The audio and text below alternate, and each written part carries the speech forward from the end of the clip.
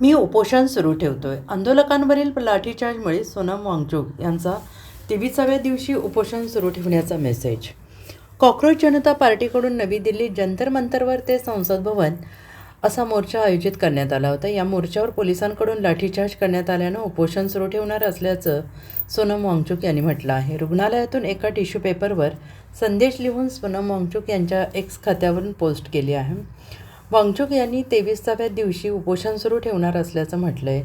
सोनम वांगचुक यांनी म्हटलं आहे की उपोषण सुरू ठेवणार आहे. शांततापूर्ण मार्गाने विरोध करणाऱ्या युवकांसोबत ज्या प्रकारे क्रूर पद्धतीनं वागण्यात आलं ते पाहता उपोषण सुरू ठेवत असल्याचं वांगचुक यांनी म्हटलं आहे.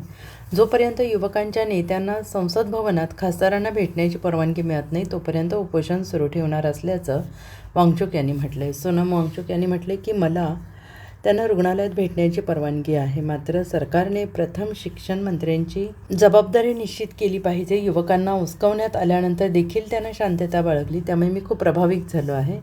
मी सरकार आणि पोलिसांना विनंती करतोय की त्यांनी आज किंवा उद्या संसदेसमोर त्यांच्या तक्रारी मांडण्याची परवानगी द्यावी आणि हा मुद्दा सोडवावा, असं सोनम वांगचुक यांनी म्हटलं. युवा आंदोलक आजप्रमाणे धैर्य आणि सहनशीलता उद्या देखील दाखवतील, असं वांगचुक यांनी म्हटलं आहे. Bureau report, SPN Marathi, Delhi.